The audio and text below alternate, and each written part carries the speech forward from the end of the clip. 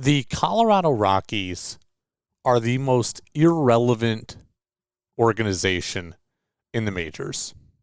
Most irrelevant. I don't mean worst team in 2023. I don't mean worst run front office. I don't mean has the worst manager or has the worst GM or any of that. The Colorado Rockies, to me, in 2023, feel irrelevant. There's almost nothing about the Colorado Rockies that makes you think of the Colorado Rockies. I just watched an entire weekend series of the Mariners and the Rockies, and I thought to myself, this franchise feels like it has nothing that makes it stand out. It just feels like games on the schedule. And I can't say that for any other team. Now, there are worse teams than the Colorado Rockies, and that's kind of the issue with all of this. The Rockies are like in baseball purgatory. They're not good enough to make the playoffs. They're in the middle of the road in their division, and they're not bad enough to be the worst team in baseball either. So what is there to talk about?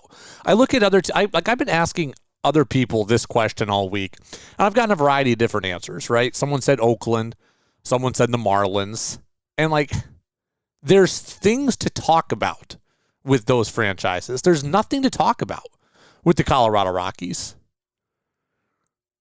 Well, what do you talk about with the Marlins? Well, look, the Marlins, at the very least, have 2 World Series titles, so their name invariably comes up. They're wearing the cool throwback uniforms on Fridays, the teal. That makes them somewhat relevant, just in that they're kind of out on social media as a cool phenomenon. They have the Cy Young winner in the National League, and they have the batting champion in the American League, and they have other players that we've heard of, right? Yuli Gurriel, multiple-time champion. Gene Segura was in the World Series last year for the Phillies. There are players on the Marlins that we have heard of. And oh, by the way, the Marlins have a strong prospect pool, at least worth following. You look at the A's, and look, they might be a joke, but at least they're talked about, right? When we think about the A's, we're talking about what? How bad they are. Are they going to be the worst team in baseball history?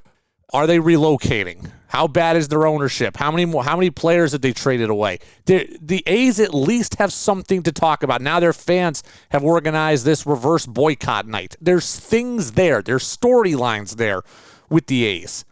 There are no storylines with the Colorado Rockies. I mean, I'm thinking about it. They're not a great team. They're not an awful team. They don't have stars. I don't consider Chris Bryant a star anymore. And they don't have prospects that I'm really thinking about following. So what exactly is there?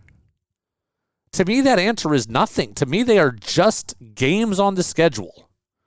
And that's too bad, because the Rockies have been around for 30 years, and they have been a franchise worth watching and worth talking about for a lot of that 30 years. In the last 3 or 4, they just haven't been there.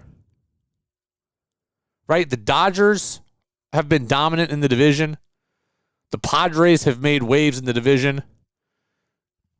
The Giants won over 100 games one year. The Rockies, they're just not there. They feel non-existent to me.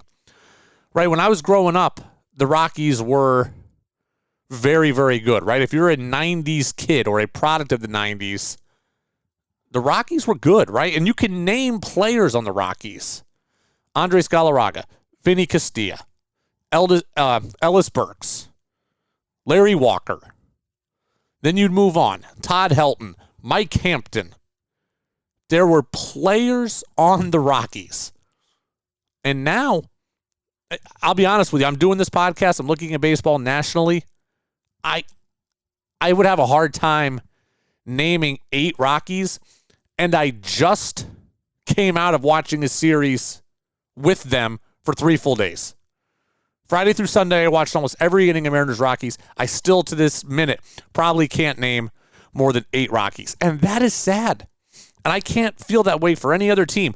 The Nationals are another team that came to me as irrelevant. At least the Nationals, again, they're living off a World Series from 2019, but they also have a young prospect base that you're semi-interested in following. There's nothing to follow at the Rockies. There's nothing to follow. They don't have recognizable names.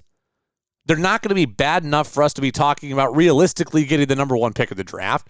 They don't have some stud prospect I'm thinking about following. At least when the Orioles were horrible, I was thinking about Adley Rutschman. I was thinking about eventually Gunnar Henderson. I was thinking about Jackson Holliday now. I don't have any of that with the Rockies. I asked one person this week, and one of them said the Rockies feel like the most irrelevant team. And that guy deserves a beer on me. Because he's right. He's right. There's nothing that makes me think about them. The Marlins have some storylines, and they have recognizable names. The A's have storylines. As comical or as sad as they might be, there are storylines there. The Nationals have young players worth following. And you can just run down the list, right? The Tigers, at least they have Miguel Cabrera. At least they have a surefire Hall of Famer.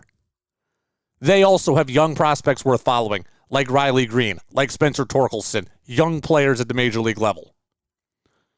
They'd have even more if their young pitching wasn't so injured. Other teams have things to talk about. The Pirates, when I think about the Pirates, hey, there's a storyline. Andrew McCutcheon's back. Cabrian Hayes, O'Neal Cruz, previous to getting injured. There's something there for everybody, except the Colorado Rockies. And that's too bad, because again, Galarraga, Walker, Vinny Castilla, Ubaldo Jimenez, Brad Hawpe, Todd Helton, Trevor Story. There was always something there. There was always meat on the bone for the Rockies. Matt Holliday, it's not there now. It's not there now. I look at the Rockies as nothing more than a name on my MLB app or my newspaper when I look at the standings, and I look at the Rockies as nothing more than eventually 7 games on the Mariners' schedule, 3 of which have already happened, and the Mariners won. And I will forget about this April series very, very quickly because there's nothing that stands out about the Rockies to me. Other teams have storylines. The Colorado Rockies don't. Other teams have stars. The Colorado Rockies don't. Other teams have something to keep you engaged with them. The Colorado Rockies don't. They feel irrelevant.